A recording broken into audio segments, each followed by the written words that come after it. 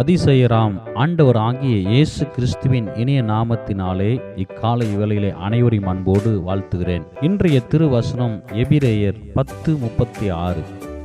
பொறுமை உங்களுக்கு வேண்டியதா இருக்கிறது. அன்பு மக்களே, இன்றைய காலத்தில் எதை எடுத்தாலும் அவசரம், எல்லாவற்றிலும் வேகம், உடனே எல்லாம் ஆக வேண்டும். ஒரு நகைச்சுவையான காரியத்தை சொல்கிறேன், கவனிங்கள். இன்றைய திருமணமாக வேண்டும், நாளை ஒரு குழந்தை பிறந்திட வேண்டும் என்பது போல இருக்கிறது. ஆக்க பொறுத்தவனுக்கு ஆற பொறுப்பதில்லை. எல்லாம் உடனே நடக்க வேண்டும், நினைத்ததை உடனே சாதிக்க வேண்டும் என்று நினைப்பது அது பொறுமை இல்லை. பொறுமை இல்லாததினால் வாழ்க்கையில் அநேக நஷ்டங்கள், வாழ்க்கையில் அநேக கஷ்டங்கள்.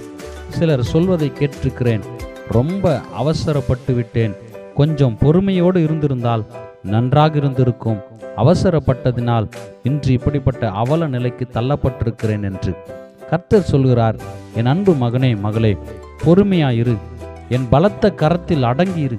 ஏற்ற நேரம், ஏற்ற காலம் வரும், அந்த நேரம் உன்னை உயர்த்துவேன், ஆசீர்வதிப்பேன், நீ கேட்டதை தருவேன், சொன்னதை நிறைவேற்றுவேன். இன்றைய காலத்தில் பொறுமையை சத்துரு எடுத்து போடுகிறான், பொறுமையை சத்துரு சோதிக்கிறான், எப்படியாகிலும் பள்ளத்தில் தள்ளிவிட பார்க்கிறான்.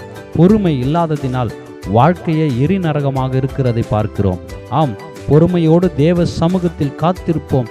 கர்த்தரின் சித்தத்தை முதலில் அறிவோம். ஆண்டவர் என்ன சொல்கிறாரோ அதற்கு கீழ்ப்படிவோம். பொறுமையுள்ளவன் உத்தமன். கர்த்தருடைய அனுமதி பரத்திலிருந்து வரும் வரை காத்திரு, பொறுமையோடு இரு. கர்த்தருக்கு காத்திருக்கிறவர்களை வெட்கமடை விட மாட்டார். பொறுமையோடு இருக்கும்போது நீதி செய்வார், இறங்குவார், சிறப்பான முடிவை உனக்கு தருவார். அவர் நடத்துகிற வழியில் ஆச்சரியமானது, அழகாய் சிறப்பாய் வழி நடத்துவார். மகனே மகளே, அவசரப்படாதே, அது ஆபத்து. பொறுமையோடு தேவ சமூகத்தில் காத்திரு, கர்த்தர் உன்னை மேன்மைப்படுத்துவார். ஆமென்.